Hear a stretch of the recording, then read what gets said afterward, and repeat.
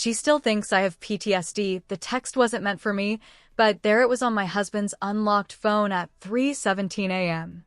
My fingers trembled as I scrolled through David's messages to someone named Rebecca. Photos. Meetup times. Bank transfers. All while I worked 60-hour weeks believing my war hero husband was too broken to function. I clutched the doorframe of our bedroom, watching him sleep peacefully, no nightmares tonight, as 13 years of marriage disintegrated into dust. The Veterans Administration had paid him $157,348 in disability benefits. I'd contributed another $200,000 from my salary while he recovered, all for wounds that never existed. I took 3 photos of the messages, heart hammering so loudly I feared he'd wake. Then I slipped back into our bed, my mind calculating exactly how I'd destroy the man I thought I'd married. 3 hours later, I sat in my car in the supermarket parking lot, gripping the steering wheel as I listened to the recording for the 4th time. David's father had exposed everything in his drunken state, how David had manipulated his military records, how he had coached my husband on symptoms of PTSD, how they laughed about the disability checks. "She works so hard, Davy boy," his father had cackled when they thought I'd gone upstairs. "While you're hitting the gym when she's at work and meeting Rebecca for lunch. That girl's got some stamina, supporting you all these years." Rebecca, a name I'd never heard before. My hands were ice cold despite the San Diego heat. I'd built my career at Meridian Pharmaceuticals working 60-hour weeks to support us, believing my husband was too damaged to work full-time. Meanwhile, he'd been playing me for a fool. I started the car. Instead of going home, I drove to my office. It was Saturday evening, but I had work to do. Real work, and not the kind that paid our bills. "You're sure about this, Sam?" Karen from HR looked concerned as she slid the benefits folder across her desk to me on Monday morning. "Removing your spouse from your insurance is a qualifying life event. You can't just add him back without another event." "I understand," I said, signing the form with a steady hand. "And I'd like to update my retirement account beneficiaries as well." "Everything okay at home?" she asked, her eyes searching mine.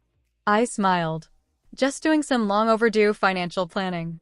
Back at my desk, I opened my private browser and typed Rebecca Mitchell San Diego. David had mentioned a Rebecca from his military days.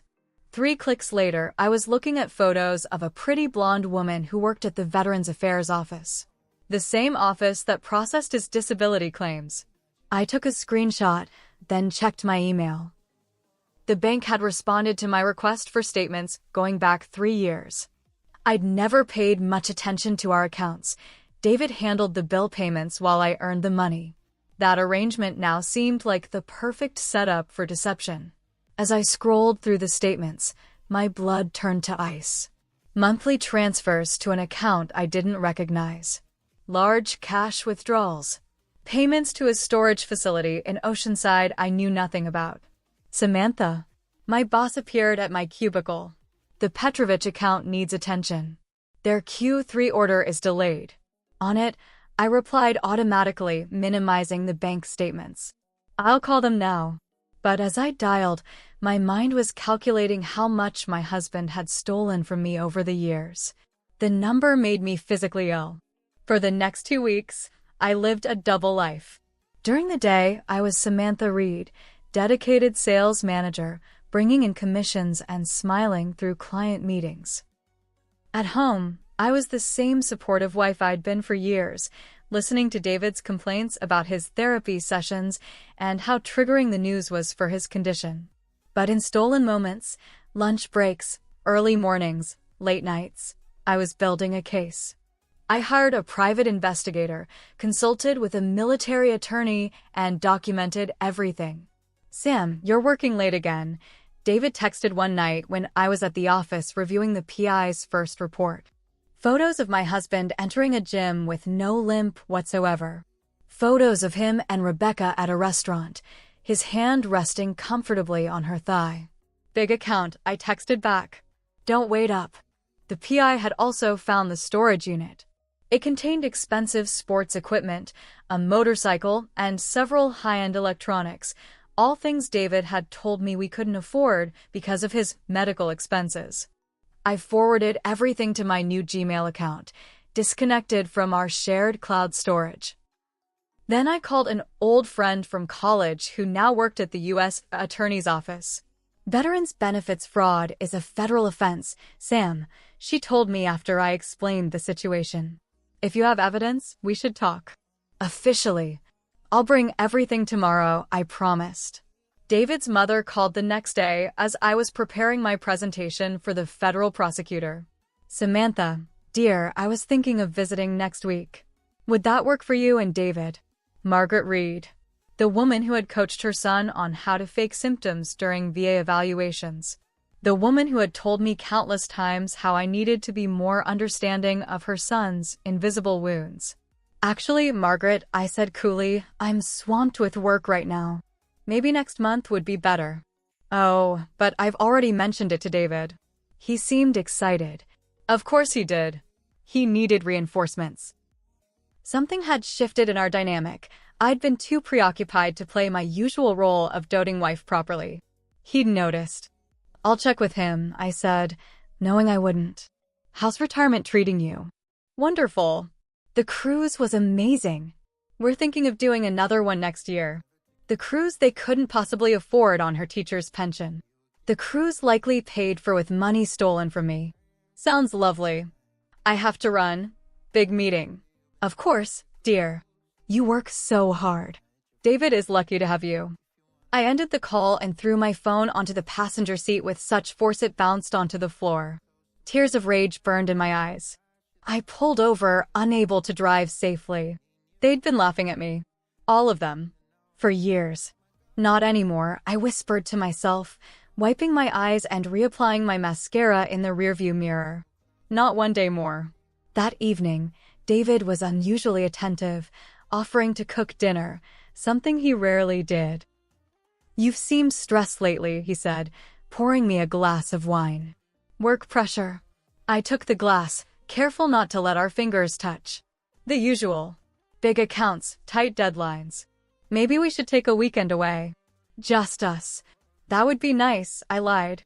But I couldn't do it until after the Petrovich deal closes next month. He nodded, looking disappointed. Your career always comes first, doesn't it? The audacity nearly made me choke on my wine. I'd put his needs first for over a decade, believing I was supporting a wounded warrior. Someone has to pay the bills, I said mildly. A flash of annoyance crossed his face before he masked it. You know I'd work if I could. I know, I replied, the lie burning my tongue. Later, when he was in the shower, I checked his phone. He'd gotten sloppy over the years, no longer bothering to hide his tracks well. There were dozens of messages from Rebecca, including plans to meet the following day while I was at work. I forwarded several key messages to myself, then deleted the evidence of my snooping. When David came to bed, he reached for me, but I pretended to be asleep. The thought of his hands on me made my skin crawl. The next morning, I left early for a breakfast meeting and parked down the street from our house. Sure enough, 20 minutes after I'd left, David emerged looking perfectly healthy, walking briskly to his car with no sign of the limp he always displayed around me. I followed him to a small cafe where he met Rebecca. Through my zoom lens, I captured them kissing, his hand caressing her face with a tenderness I hadn't felt in years.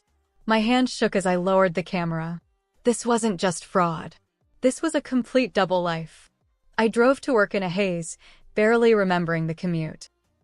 At my desk, I opened a new document and began typing out a timeline of our marriage, noting every instance where David had used his supposed PTSD to manipulate me, every financial decision that had benefited him at my expense. Samantha, my assistant knocked on my door frame. Your 10 o'clock is here. The military attorney. I straightened my blazer. Send him in. Major James Collins was direct and efficient. He reviewed my evidence, asked pointed questions, and took detailed notes. Mrs. Reed, what you're describing is a sophisticated case of benefits fraud, he said finally. Your husband has potentially defrauded the federal government of hundreds of thousands of dollars. Not to mention what he's taken from you. Can it be proven? I asked. With what you've provided and what we can subpoena. Yes, but I should warn you, cases like this get ugly.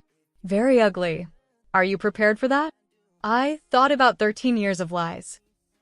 About working myself to exhaustion while David played the victim. About the family we never started because he claimed he wasn't healed enough yet. I'm more than prepared, I said. When can we proceed? We'll need a formal statement. And eventually, you may need to testify. Whatever it takes. The major nodded. One more thing, Mrs. Reed. Once we file these charges, your husband could face significant jail time. There's no going back. For a moment, I saw the David I thought I'd married, the kind man who'd promised to love and protect me. But that man had never existed. I understand, I said firmly. And it's Ms. Reed now. That night, David announced his mother would be visiting the following weekend.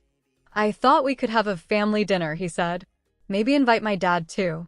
The whole toxic family under one roof. How convenient.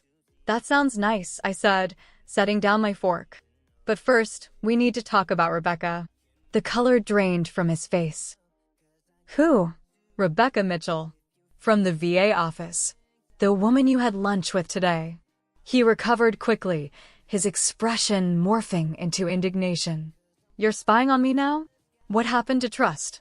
I laughed, a cold, hard sound I barely recognized as my own. Trust? That's rich coming from you. What's that supposed to mean? He stood up, using the menacing posture he'd perfected over the years to intimidate me when conversations became uncomfortable. Not this time. I stayed seated, looking up at him calmly. It means I know everything, David. About the fake PTSD. About the money you've been funneling away. About the storage unit in Oceanside. His face contorted with rage. You don't know what you're talking about. I pulled out my phone and played the recording of his father's drunken confession. David lunged for the device, but I was faster, backing away from the table. Don't, I warned. This is already backed up in multiple locations. And there's plenty more evidence. Evidence of what? He snarled. That I needed a break from your controlling behavior? That I needed some freedom. Freedom bought with my money and the taxpayers' dollars, I countered. The military takes fraud seriously, David. So do federal prosecutors. The mention of prosecutors changed his demeanor instantly. Fear replaced anger as realization dawned. Sam, baby, listen, he said, his voice softening to the persuasive tone I'd fallen for countless times before. It's not what you think. Yes, I exaggerated some symptoms, but the stress was real. And Rebecca's just a friend who understands what military families go through. Save it, I said. I've already spoken with authorities. They're very interested in your case. He paled further. You didn't. I did. Monday morning, you'll be receiving a formal notice. I suggest you get a lawyer. You can't do this to me, he shouted, mask slipping again. After everything we've been through. After everything I've been through, I corrected him. While you were playing victim and sleeping with Rebecca. He switched tactics, tears filling his eyes. I love you, Sam. We can fix this. I'll get help, real help this time. The performance was almost impressive. In another life, he could have been an actor. I've packed a bag for you, I said, pointing to the suitcase by the door. You can stay with your girlfriend or your parents, but you're not staying here. This is my house too.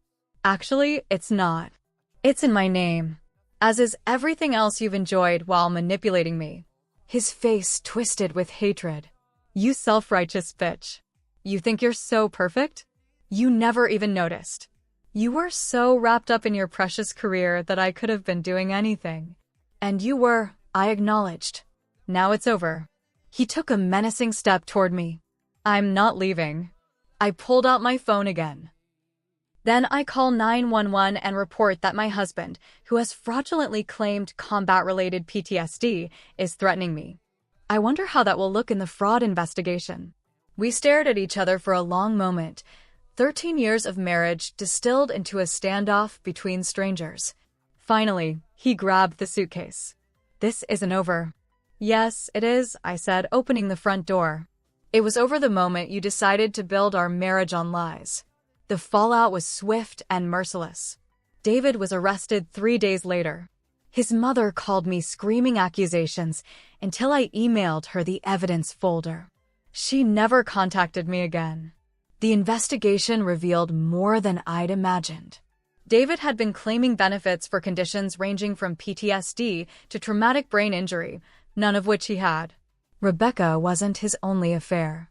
He'd been methodically stealing from me for most of our marriage. The most painful discovery was a consultation with a divorce attorney from 2 years earlier, where he'd explored how to leave me while maximizing his financial gain. He'd stayed only because his lawyer had advised that my earning potential made me more valuable as a spouse than as an ex-wife. 6 months after that fateful dinner with my father-in-law, I sat in a federal courtroom watching David being sentenced to 8 years for fraud. His once handsome face was haggard, his eyes hollow with defeat. As they led him away, he looked back at me one last time. I expected to see hatred or perhaps remorse. Instead, I saw nothing but calculation, the same look he'd given me throughout our marriage, sizing up what he could take from me. Outside the courthouse, reporters asked how I felt about the verdict. "Vindicated," I said simply. "And free." That night, I returned to the empty house that had once been our home. I packed the last of David's possessions into boxes for his parents to collect. Among his things, I found a photo album from our wedding, 2 young, smiling people promising a lifetime together. I closed the album without sentiment and added it to the donation pile. That life was over. The house of cards he'd built had collapsed. Tomorrow, I would meet with a real estate agent about selling the house. I was ready for a fresh start, one built on truth this time. Was I wrong to destroy the life we'd built together? Maybe some would think so. But I'd rather stand alone in truth than live a lifetime in someone else's carefully constructed lie. What would you have done in my place?